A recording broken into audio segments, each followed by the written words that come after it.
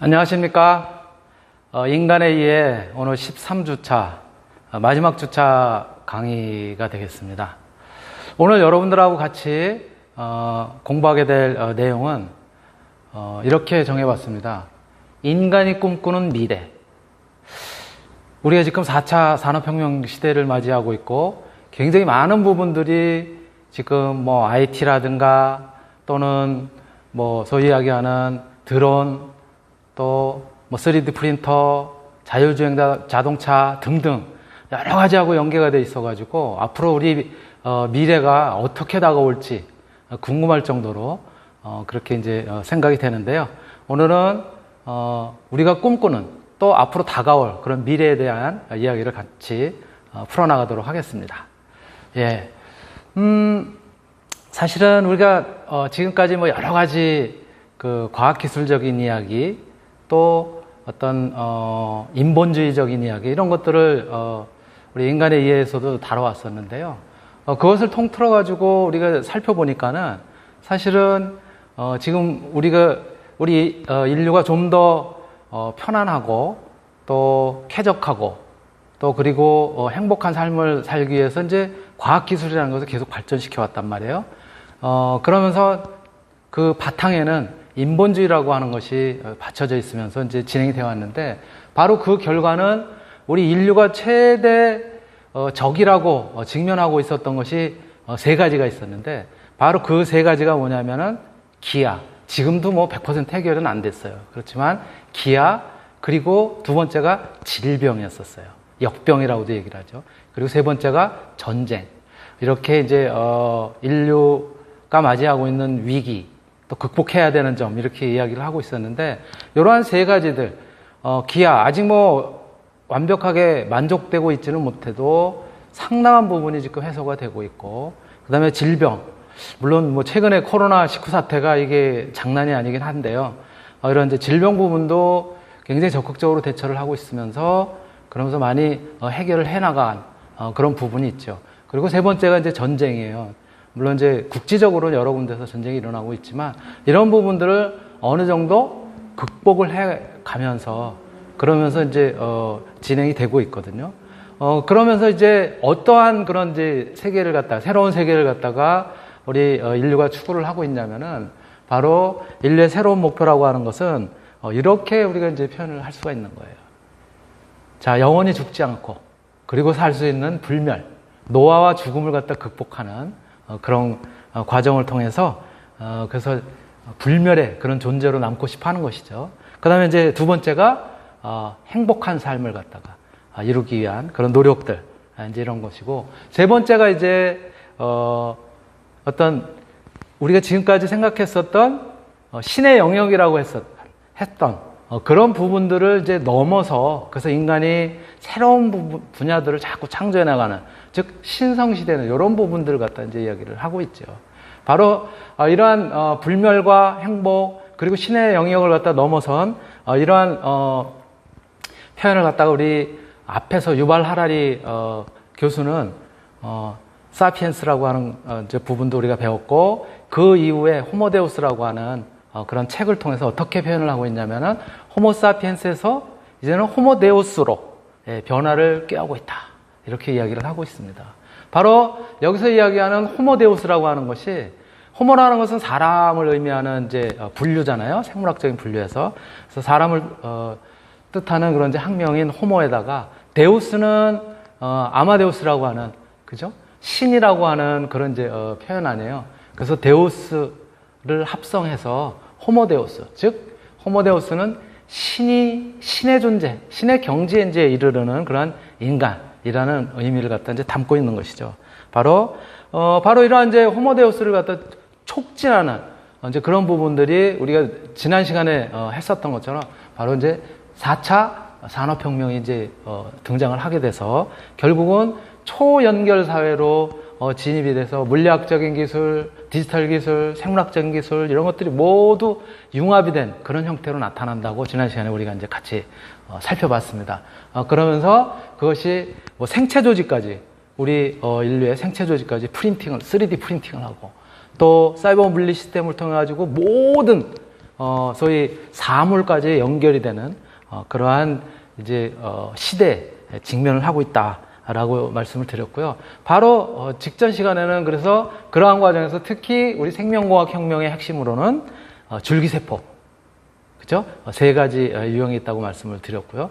그 다음에 유전자가해, 크리스퍼라고 하는 이런 부분들이 굉장한 그런 이제 혁명을 갖다가 지금 이끌고 있다라고 말씀을 드렸습니다. 자, 그 가운데 하나 우리가 영화 같은 그러한 이제 그 현실들이 지금 이루어지고 있어요. 또 그러한 이제 기술적인 부분도 속속들이 지금 그 상용화되고 있고, 자, 같이 그래핀이라고 하는 그런 꿈의 신소재를 통한 그런 기술들 한번 영상 통해서 보시죠.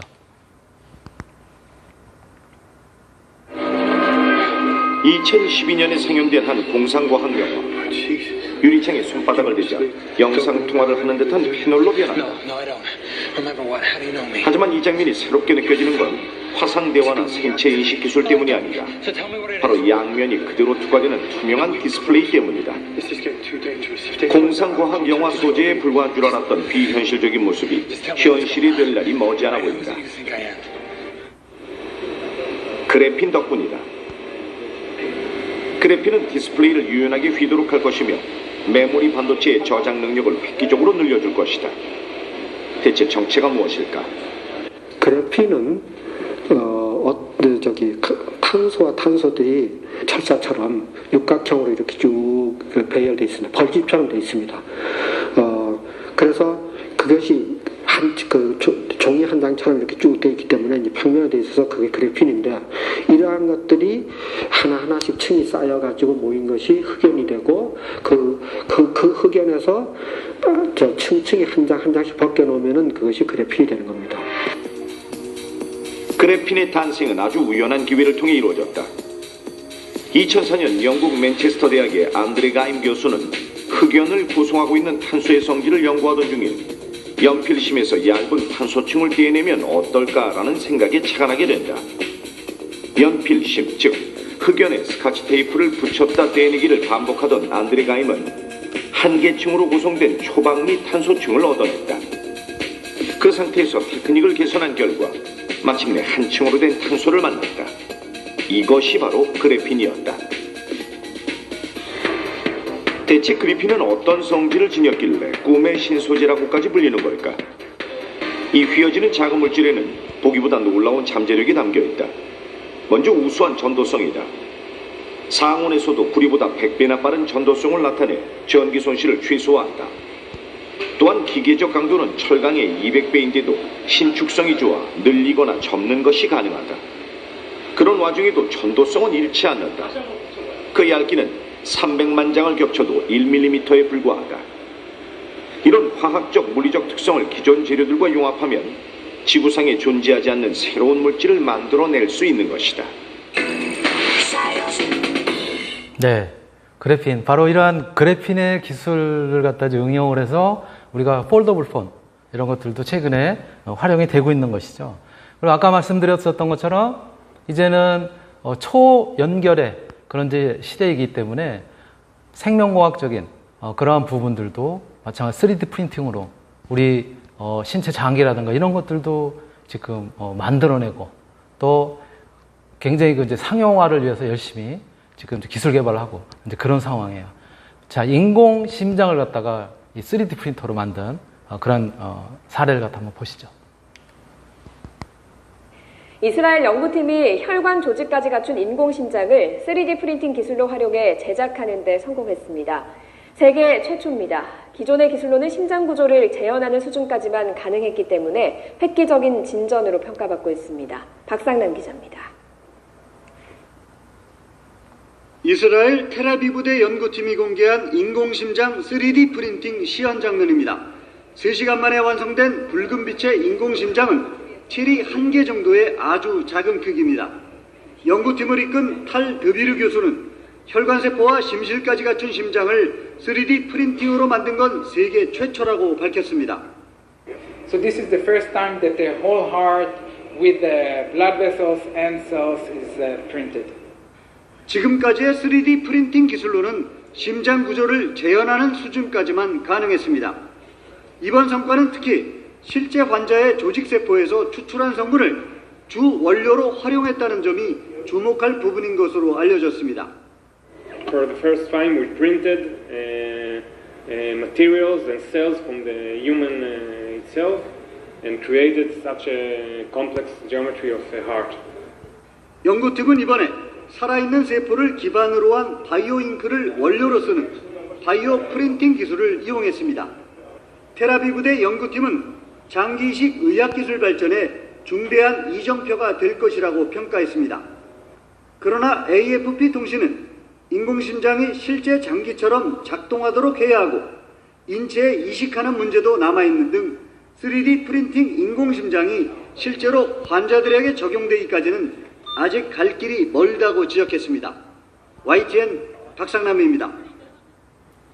네, 이러한 기술이 등장하는가 하면 최근에 바로 얼마 전이에요. 얼마 전에는 이제 우리나라에서도 드론 택시가 상용화돼서 그래서 이쪽 신천이라든가 이쪽에서 바로 영종도의 국제공항까지 뭐 7, 8분이면 날아갈 수 있다라고 하는 그런 이제 꿈 같은 이야기들이 지금 점점 현실화되고 있습니다. 같이 한번 영상 또 보실게요. 공상과학 영화에 나올 법한 하늘을 나는 택시가 5년 뒤에 현실화될 수도 있을 것 같습니다. 바로 드론 택시인데요. 오늘 2025년 드론 택시가 상용화된다면 자동차로 1시간 갈 거리는 20분 만에 이동할 수 있을 것으로 예상됩니다. 백종규 기자입니다. 세계 최대 가전 전시회 CES에서 공개된 도심 항공 모빌리티입니다. 소형 헬리콥터와 비슷하기도 하고 비행기와 드론을 합쳐놓은 듯한 모습입니다. 현대차와 우버가 손을 잡고 선보였는데 전기동력 기반으로 조종사를 포함해 5명까지 탈 수 있어 드론 택시로도 활용 가능합니다. 정부는 이런 기술을 기반으로 5년 뒤인 오는 2025년에 하늘을 나는 드론 택시를 상용화하겠다는 목표를 발표했습니다. 도심 항공교통의 기술 개발, 사업화 등은 민간이 주도하되 정부가 신속하게 제도, 시험 기반, 인프라 등을 지원하는 것이 되겠습니다. 드론 택시가 상용화되면 도심에서 1시간 걸리는 거리를 20여 분 만에 이동 가능하고 운임은 인천공항에서 여의도까지 40km 기준으로 11만 원 정도가 될 전망입니다. 또 자율비행이 실현되면 2만 원 수준으로 운임이 저렴해집니다. 항공업계와 자동차업계 200여 곳이 앞다투어 개인용 비행체 개발에 나선 가운데 2040년까지 도심항공교통 분야 산업 규모는 730조 원에 이를 것으로 보입니다. 정부는 남은 기간 동안 드론 택시 생산업계에 기체 안정화 과정을 지원하면서 동시에 통신과 기상 조건 등 국내 여건에 맞는 드론 택시 운항 관리 기준을 만들 계획입니다. 또 초기에는 조종사가 탑승하지만 상용화 10년 뒤에는 인공지능을 활용한 자율주행을 목표로 하고 있습니다. 먼저 화물 운송을 시작하고 안전 기준이 마련되면 여객 서비스를 시작하게 됩니다. 우리나라가 지금 최초로 만든 이 종합적인 로드맵에 기초를 한다면은 2025년이 어떻게 보면은 가장 빠른 상용화로 볼 수도 있을 것 같습니다. 정부는 안전성을 충분히 검증하고 도심항공교통 전용 터미널을 만들어 다른 교통수단과의 연계도 추진할 방침입니다. YTN 백종규입니다. 네, 이렇게 소위 천지가 개벽하는 그런 변화들이 우리 바로 목전에 눈앞에 와 있는 것들이죠. 또 최근에 우리가 이러한 이제 4차 산업혁명을 맞이해서 인공지능을 장착한 로봇이라든가 굉장히 다양한 유형들이 또 개발이 되고 있단 말이에요. 한편에서는. 그래서 여러분들이 잘 알다시피 이 4차 산업혁명은 우리 사람이 하던 그런 일자리를 많이 로봇에게 뺏길 수도 있다라고 하는 이제 우려가 있기도 한데요. 실제로 진짜 섬뜩할 정도로 개발이 되고 있는 로봇들 같이 한번 또 보실게요. 안녕하세요, 여러분. 이번 영상에서는 판타지 소설에 나오는 가상의 로봇이 아닌 이미 현실에 존재하고 있는 놀라운 로봇들의 특집을 여러분들께 전해드리도록 하겠습니다. 첫 번째로는 당연히 이 회사부터 소개해야겠죠? 놀라운 발명품을 제작하고 유튜브에 투고하며 수년에 걸쳐 우리를 놀라게 한 미국의 기업 보스턴 다이내믹스입니다. 그들의 로봇은 단순히 멋진 겉모습만으로 세계 최첨단이라고 불리는 것은 아닙니다. 사족 보행이 가능한 강아지 로봇부터 이륜 이동 로봇까지 전부 시대를 앞서가는 로봇들 뿐이죠. 우선 이 놀라운 테크놀로지의 기적을 봐주시길 바랍니다. 로봇이 점프를 하고 그러면서도 균형을 유지하고 있다니 정말 눈을 믿을 수 없습니다. 하지만 이는 시작에 불과해요. 보스턴 다이내믹스가 약 1년 전에 한 발표는 말 그대로 세계를 경악시키기에 충분했습니다. 그것은 바로 회사가 수년에 걸쳐 완성시킨 이족보행 로봇 아틀라스 때문입니다. 아틀라스를 처음 선보였던 2017년 11월로 가볼까요? 그때까지 걷는 것밖에 못하던 기존의 로봇들과는 달리 마치 파쿠르 퍼포먼스를 하듯이 가볍게 점프를 하는 로봇이 나타난 겁니다. 하지만 무엇보다 놀라운 점은 마지막에 있는데요. 맞습니다. 이것은 분명 로봇이 하는 공중제비입니다. 이런 것은 지금까지 전혀 보지 못했던 것들이었는데요. 현재 아틀라스는 점프뿐만 아니라 넘어지면 스스로 일어나는 것도 가능하다고 합니다. 옆에서 본다면 꽤나 무서워서 이는 자연히 로봇의 반란을 떠올리게 됩니다. 더 무서운 것은 보스턴 다이내믹스의 로봇이 문을 연다는 것인데 심지어 방해를 하는 것에도 굴하지 않고 끈질기게 매달린다는 점입니다. 아마도 머지않아 이 회사의 로봇 일부는 단순 노동 직원으로 이용될지도 모르겠네요. 어쨌든 이 모든 것들은 기업이 정기적으로 공개하고 있고 물건을 들어올리거나 옮기는 실험이 보여지고 있다고 합니다. 같은 시기에 미국의 다른 회사인 아마존에서는 로봇을 창고 직원으로 적극 활용한 지 벌써 2년에서 3년이 지났다고 합니다. 이것은 회사의 근본적인 변화를 가져왔는데요. 그전까지는 1시간 반이 걸렸던 주문 상품의 모든 처리 과정이 로봇 덕분에 단 15분 만에 끝낼 수 있게 된 것입니다.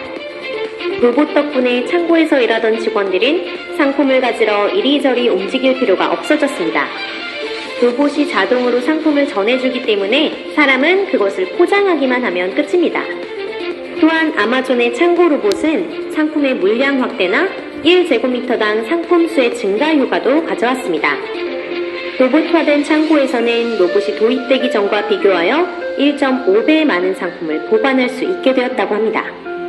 로봇에는 상품 선반 사이에 통로용 공간이 필요 없고 그 사이로 선반을 더 넣어 설치할 수 있기 때문입니다.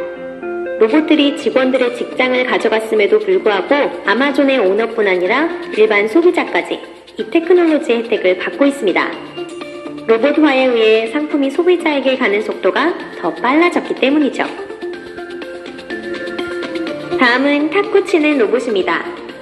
만약 이 재미있는 스포츠를 함께할 친구가 없다고 해도 더 이상 걱정할 필요가 없습니다. 세계 각국에서 몇 개의 기업들이 계속해서 탁구 로봇을 생산해내고 있기 때문이죠. 탁상 스포츠에서 로봇이 사용되는 것이 탁구뿐만은 아닙니다. 여러분은 에어하키 좋아하시나요? 이 게임에서 로봇에게 이기는 것은 탁구에서 이기는 것보다 훨씬 더 어렵습니다. 로봇은 단순히 퍽을 되돌리기만 하면 되기 때문에 반응 속도 역시 사람보다 훨씬 빠르기 때문이죠. 또한 당구용 로봇도 만들어졌는데 그 날카로운 시선은 볼의 궤도마저 정확하게 예측할 수 있다고 합니다.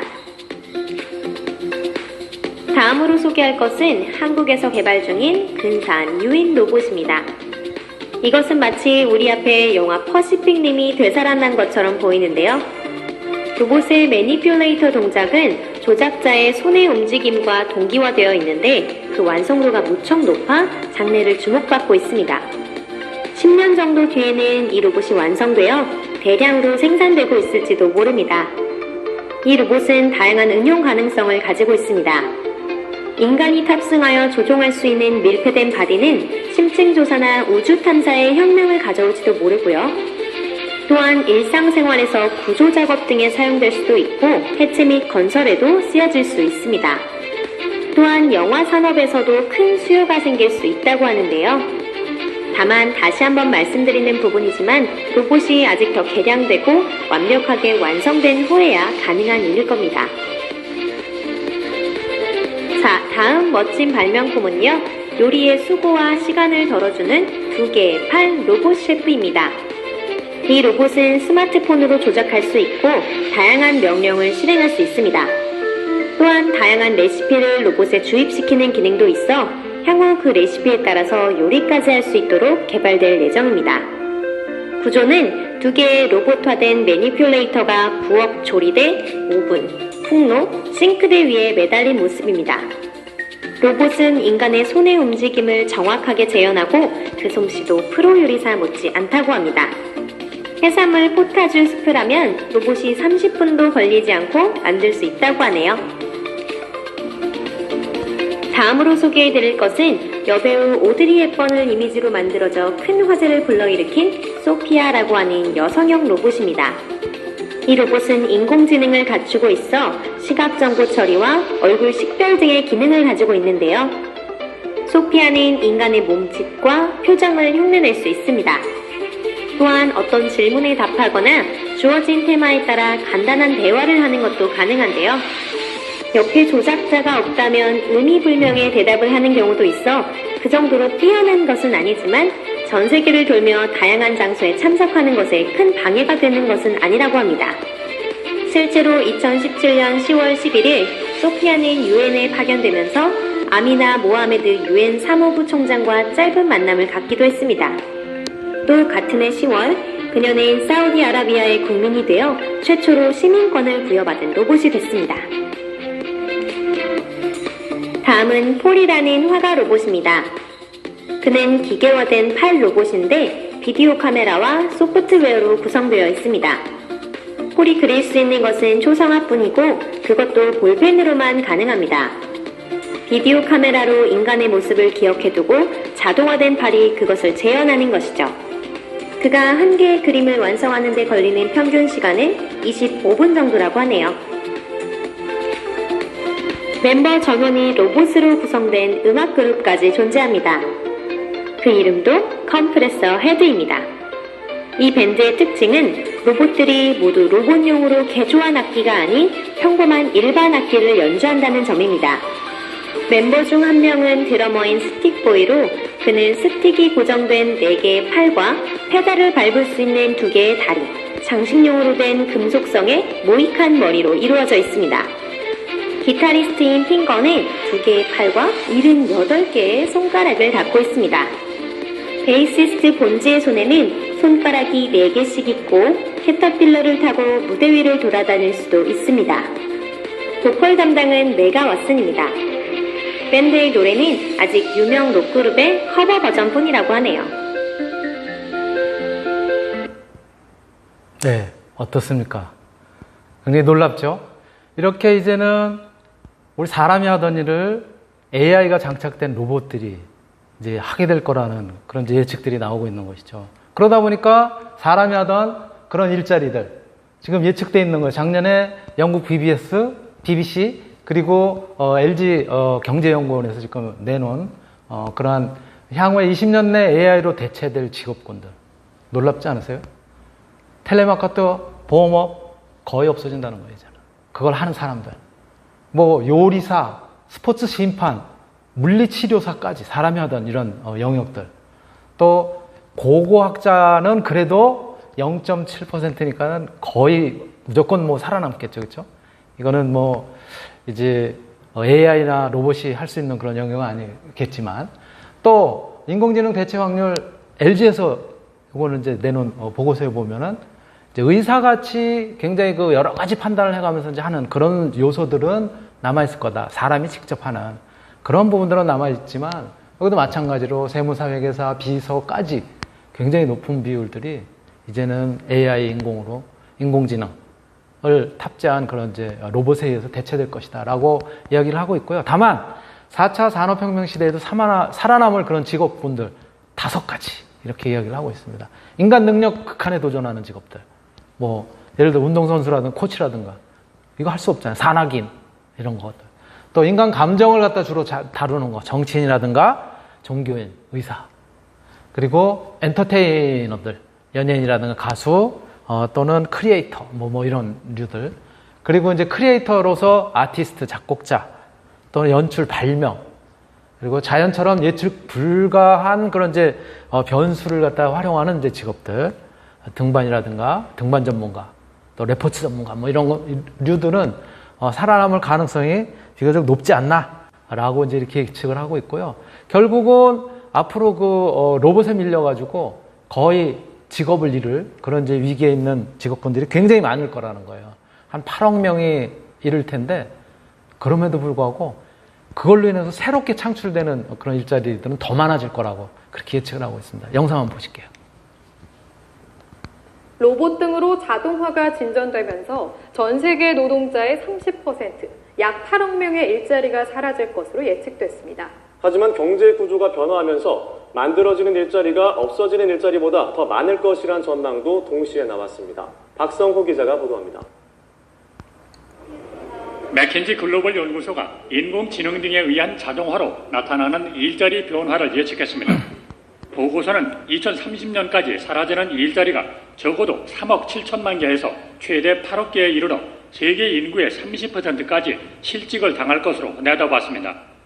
특히 중국에서만 1억 명의 노동자가 로봇으로 대체될 것으로 분석돼 자동화의 영향은 선진국과 신흥국을 가리지 않고 나타날 전망입니다. 우리나라의 경우 다른 일자리를 차지해야 하는 근로자가 전체 인구에서 차지하는 비중이 25%에서 26% 사이로 예측돼 일본보다 약간 낮고 독일과 미국보다 조금 높습니다.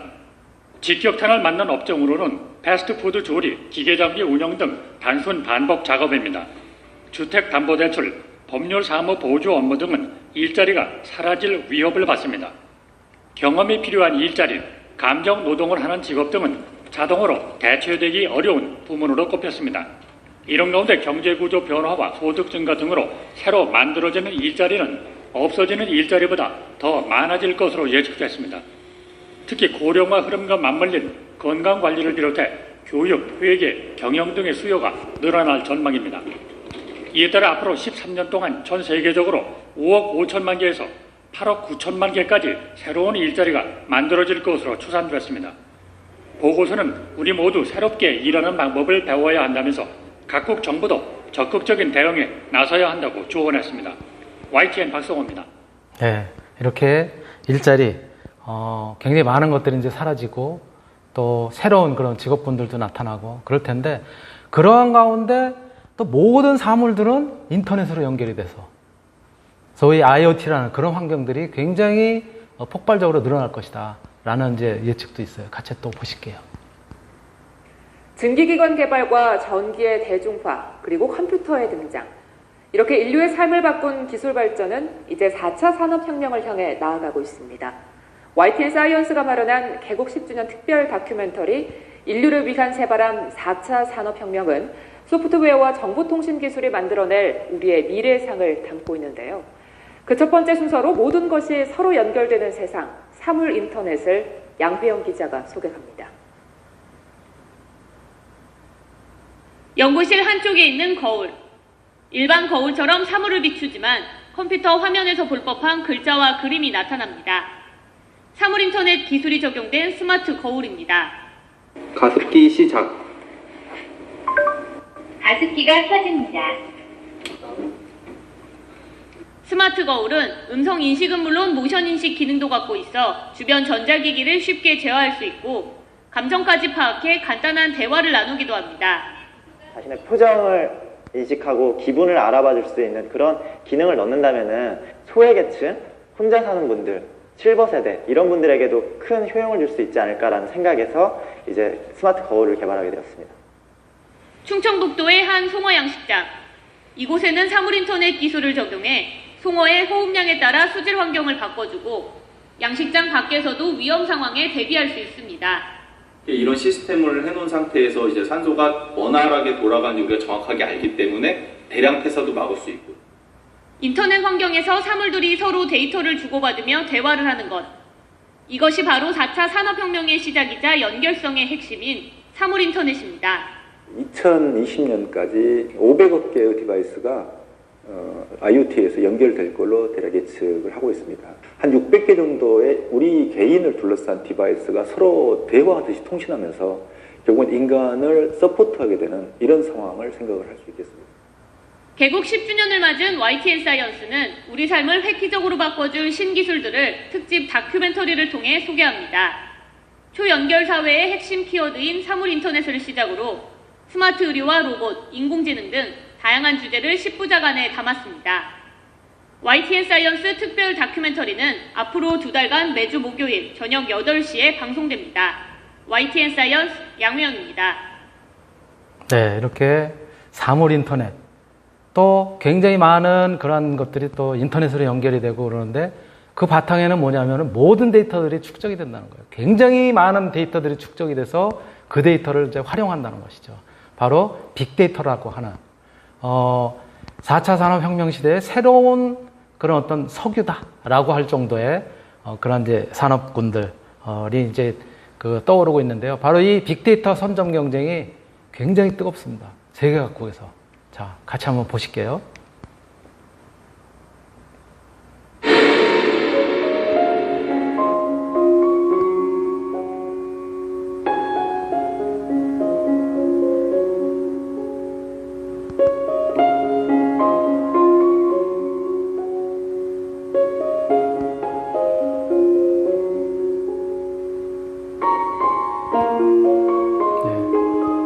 범죄를 예측하고 그리고 예방하는 그런 부분들.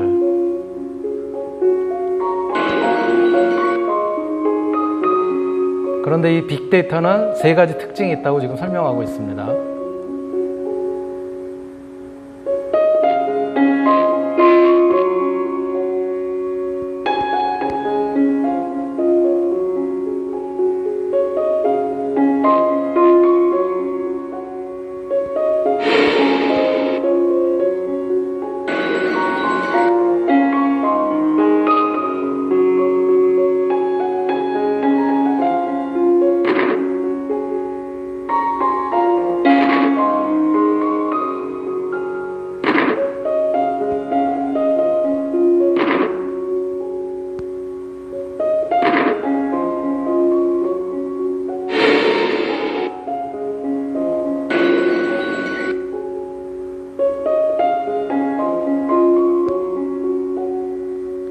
구글 빅데이터를 활용한 독감 예측, 그 예보까지 지금 이제 미국에서는 활용을 하고 있죠.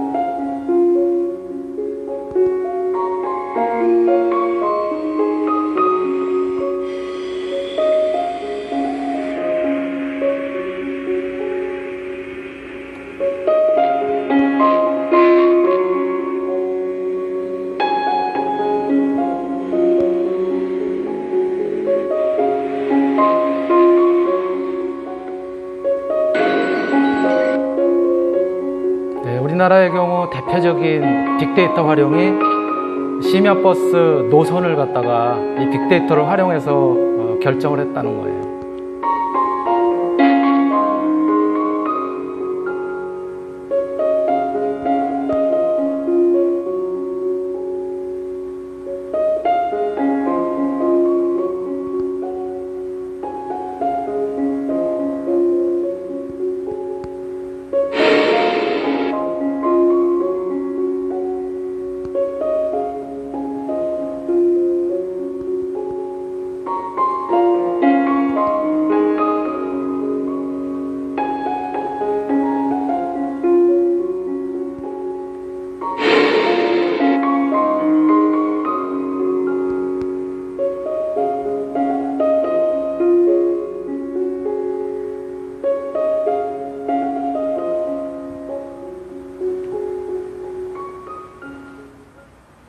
네, 이러한 빅데이터가 결국은 향후에 이제 경제를 좌우하게 된다는 그런 이야기인데, 우리나라는 개인정보 활용, 이 부분이 굉장히 엄격하게 사실은 되어 있어요.